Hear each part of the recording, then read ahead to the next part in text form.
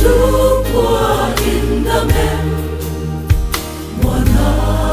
ít chân thầy na nắng lên ít chung cả chú chân nắng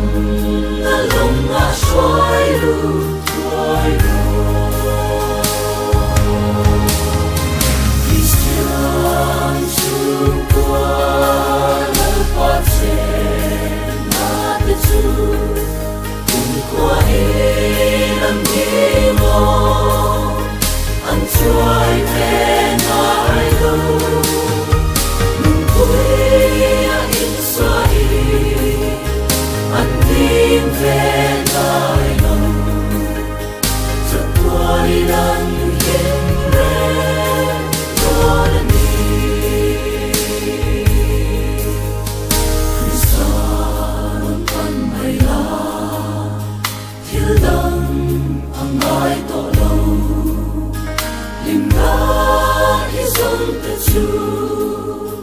anh gắn lệ thoại nga mù sen hùng đã liang ta chân đắng cần lá đi lâu đi ra khắp cả đi á trên hoa Christian Chúa qua lần phát trên na te chú qua lần đi mong anh trôi về nơi đâu nung cuối in xoay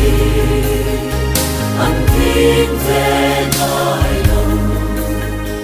chợt qua đi nắng hiên lên đó là